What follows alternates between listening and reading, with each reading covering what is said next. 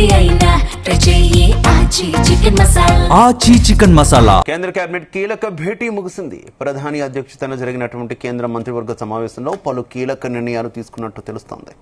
కేంద్ర కేబినెట్ నిర్ణయాలపై దేశవ్యాప్తంగా చర్చ జరుగుతోంది. కాసేపట్లో చమురు ధరలపై కేంద్రం కీలక ప్రకటన చేసే అవకాశం ఉంది. గోల్డ్ మానిటైజేషన్ పై కొత్త పాలసీ తీసుకొచ్చే అవకాశం ఉన్నట్టు తెలుస్తుంది. ఇక వర్క్ ఫ్రం హోమ్ను అలాగే ఇంధన ప్రయోగంపై ప్రధాన చర్చ జరిగింది. ఈ నేపథ్యంలో నిత్యావసర ధరలు పెరగబోతున్నాయా? పెట్రోల్ డీజిల్ ధరలు షాక్ ఇవ్వనున్నాయా? వాహనదారులపై భారీ వడ్డన పడనుందా? వంట గ్యాస్ ధర పెంపుతో వంటింట్లో మంట పుట్టించనుందా అనే దానిపై కాసేపట్లో కీలక ప్రకటన వెలువడే అవకాశం ఉంది.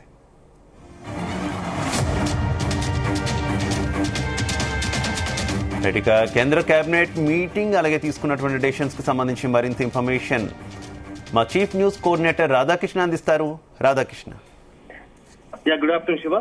దేశవ్యాప్తంగా కేంద్ర కేబినెట్ ఎలాంటి నిర్ణయం తీసుకోబోతుందో అనే ఒక ఆసక్తి ఉంది. సో కాసేపు క్రితమే కేబినెట్ భేటీ ముగిసింది. ఈ నేపథ్యంలో కేంద్ర కేబినెట్ లో ఏ అంశాలు చర్చించారు, ఎట్లాంటి కేంద్ర ప్రభుత్వం ఎలాంటి నిర్ణయాలు తీసుకోబోతుందో అనే ఒక ఆసక్తి అయితే సర్వత్రా నెలకొంది. ఎందుకంటే నిన్న మొన్న జరుగుతున్న పరిణామాలు, అందులో ప్రధాని నరేంద్ర మోడీ తెలంగాణలో పర్యటించిన భాగంగా హైదరాబాద్ లో చేసిన వ్యాఖ్యలే తర్వాత ఇప్పుడు కేంద్ర కేబినెట్ జరగడం, కేబినెట్ లో ఇలాంటి నిర్ణయాలు ఏవో తీసుకోబోతున్నారు, ఈ కేబినెట్ భేటీ జరిగింది అన్నట్టుగా కూడా కొంత ఊహాగానాలు ఉన్నాయి. సో ముఖ్యంగా పెట్రోల్ డీజిల్ సంబంధించి ఇప్పుడు ప్రపంచవ్యాప్తంగా పశ్చిమాచరణ నెలకొన్న ఉద్రిక్త పరిస్థితుల నేపథ్యంలో దేశవ్యాప్తంగా కూడా పెట్రోల్ డీజిల్ సంబంధించి ప్రత్యామ్నాయంగా రష్యా నుంచి ఇతర దేశాల నుంచి మనం దిగుమతి చేసుకుంటున్నాము. దీంతో సాధారణ పరిస్థితుల్లో ఎప్పుడైతే ఇక్కడ హర్మజ్ జలసంధి నుంచి వచ్చిన సందర్భంలో పశ్చిమాసియా నుంచి దిగుమతి చేసుకునే క్రమంలో కొంత మనం పెట్టాల్సిన డబ్బుల కన్నా ఇప్పుడు ఇతర ప్రత్యామ్నాయ మార్గాల నుంచి రష్యాతో పాటు ఇతర దేశాల నుంచి దిగుమతి చేసుకోవడంతో ఎక్కువ డబ్బులు చెల్లించాల్సి వస్తుంది. సో దీంతో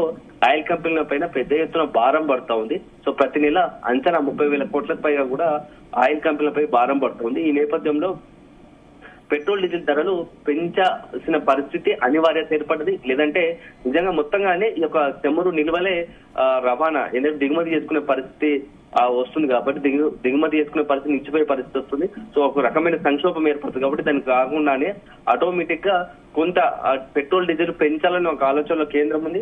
సో అది ఎంత పెంచాలనే దానిపైన కేంద్రం కొంత మల్లగుల్లలు పడుతూ అల్టిమేట్ గా ఈ రోజు కేబినెట్ లో తప్పిన సీరియస్ గా ఒక నిర్ణయం తీసుకోవాల్సిన అవసరం ఉందనే నేపథ్యంలో తీసుకున్నట్టుగా తెలుస్తుంది. సో ప్రస్తుతానికే అంటే ఒక చర్చ జరుగుతుంది గత 2-3 రోజులుగా పెట్రోల్ కి సంబంధించి తక్కువలో తక్కువ 4 రూపాయలకు పెట్రోల్ డీజిల్ కి సంబంధించి 4 రూపాయలకు తగ్గకుండా పెరిగే అవకాశం ఉంది. అది 4 నుంచి 10 రూపాయల మధ్యలో ఎంతవరకైనా పెట్రోల్ సంబంధించి పెరిగే అవకాశం ఉందని చెప్పేసి ఒక అంచనా ఉంది. సో దానికి సంబంధించి అధికారికంగా ప్రకటన రావాల్సి ఉంది. దీనికి తోడు ఇటీవల కాలంలో కొంత ఈవీ వెహికల్స్ వాడకాన్ని ఏదో పెంచాలని కేంద్ర ప్రభుత్వం తీసుకుంటుంది. దానికి సంబంధించి కొంత ఎక్కడైనా ఈవీ వాహనాలకు సంబంధించినటువంటి కొన్న వారికి కొంత సబ్సిడీ ఇవ్వడం, లేకుంటే ఇతరత్ర ఈవీ వాహనాలను ప్రోత్సహించడం కొంత కేంద్ర ప్రభుత్వం తీసుకున్నట్టు కనబడుతోంది. సో దానికి సంబంధించి ఒక పాలసీని క్రియేట్ చేయడమా లేకపోతే వీలంత వరకు ఎక్కువ ఈవీ వాహనాలను వాడే విధంగా కూడా కొంత సూచనల సలహాలు కేంద్రం తీసుకొచ్చే పరిస్థితి కనపడుతుంది. ఇక అత్యంత కీలకమైనది ఒకవైపు దేశంలో ఆర్థిక సంక్షోభం, విదేశీ మారకం విలువ తగ్గిపోతున్న నేపథ్యంలో ఏం చేయాలి? సో ఇప్పుడున్నటువంటి ఆర్థిక పరిస్థితుల నేపథ్యంలో భవిష్యత్తులో ఎదురయ్యే ఆర్థిక సంక్షోభానికి, ఆర్థిక సవాళ్లకు సంబంధించి ఎలా ఎదుర్కోవాలి? సో దానికి సంబంధించి ఒక ఫార్ములా పొదుపు మంత్రాన్ని ఎట్లా పాటించాలి దానికి సంబంధించి కొంత గైడ్ చేసే అవకాశం ఉంది. ఎందుకంటే గతంలో కరోనా సందర్భంలో లాక్డౌన్ చేశాము. ఇప్పుడు మరొకసారి అలాంటి ఆర్థికంగా ఏర్పడుతున్న ఇబ్బంది నేపథ్యంలో దేశంలో మరొక లాక్డౌన్ తప్పదా అని చర్చ జరుగుతూ ఉంది. సో అది ఎంతవరకు నిజం? ఎందుకంటే నిజంగానే అట్లాంటి పరిస్థితి ఉందా? ఒకవేళ లాక్డౌన్ చేయాల్సి వస్తే ఏ అంశాల పట్ల ఆధారంగా చేసుకుని లాక్డౌన్ నిర్వహిస్తారు? సో లాక్డౌన్ వల్ల ఉత్పన్నమయ్యే పరిణామాలు ఎలా ఉంటాయి? సో వాటిని ఎదుర్కోవడానికి ఏం చేయాలి? ఈ అన్ని అంశాలకు సంబంధించి కేబినెట్ చర్చించే అవకాశం ఉంది.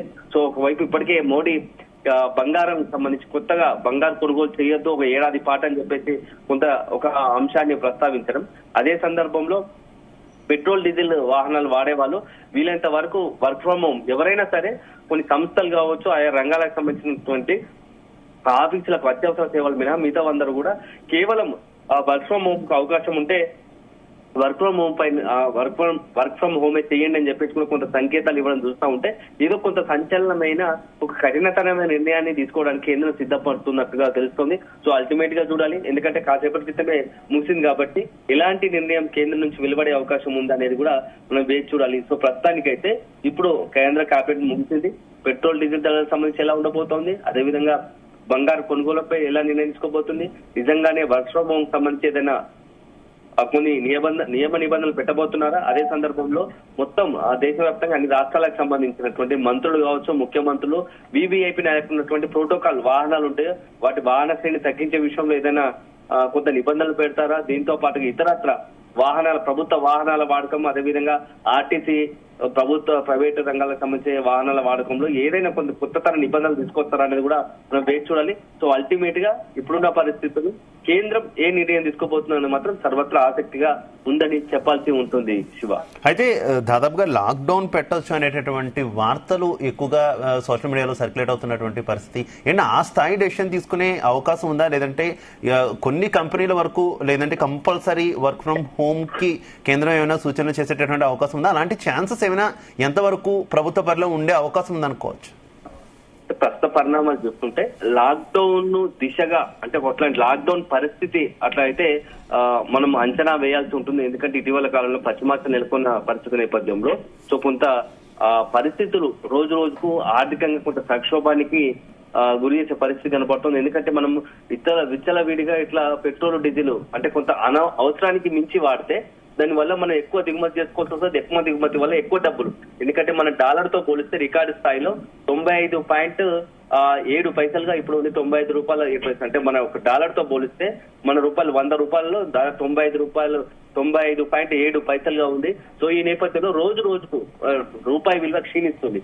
ఈ నేపథ్యంలో ఇప్పుడున్నటువంటి పరిస్థితుల్లో ఇక కొంత మనం దిద్దుబాటు చర్యలు, ఎందుకంటే రూపాయి విలువ రోజు రోజు క్షీణిస్తున్నాం, సో దాని దిద్దుబాటు చర్యలకు పడపలాడుతూ ఉంటుంది. సో ఈ నేపథ్యంలోనే విదేశీ అంటే కేవలం ఏంటంటే ఇండియా బ్రాండ్ కి సంబంధించి విదేశీ బ్రాండ్లే కాకుండా ఇండియాలో ఉత్పత్తి అయిన వస్తువులను కొనడము, ఇండియాకు సంబంధించినటువంటి ఆర్గానిక్ కావచ్చు, ఇండియాకు సంబంధించినటువంటి వస్తువులను కొనడం వల్ల ఇండియాలో కొంత ఆర్థిక స్థితిని స్ట్రెంథెన్ చేసినట్టు అవుతుంది. సో మనం ఇంపోర్ట్ ఎక్కడైతే దిగుమతి చేసుకునే అంశాలను తగ్గించుకొని వీలంత వరకు ఇండియా వాటిపైన ఆధారపడితే కొంత మనకు సానుకూలంగా మన ఆర్థిక శక్తిని మరొకసారి రిపేర్ చేసుకున్నట్టుగా అంటే కొంత ఆర్థిక శక్తిని బలోపేతం చేసుకునే దిశగా అడుగులు వేసే అవకాశం ఉంటుందని కొన్ని నిర్ణయాలు తీసుకుంటుంది. సో దీని నేపథ్యంలోనే ఇప్పుడు అయితే ప్రస్తుతం పెట్రోల్ డీజిల్ అయితే ఖచ్చితంగా మనం చమురును రష్యాతో పాటు ఇతర దేశాల నుంచి దిగుమతి చేసుకోవాల్సి వస్తుంది. కాబట్టి ఇలాంటి నేపథ్యంలో అంత పెద్ద ఎత్తున మనకు అంటే ఎమర్జెన్సీ పర్పస్ లోనే కొంత తగ్గించుకుంటూ వాటిని అవసరాన్ని బట్టి వాడుకోవడం అవసరమే అంత తెప్పించుకొని మిగతా విషయంలో కొంత కంట్రోల్ చేసుకోవాల్సిన అవసరం ఉందనే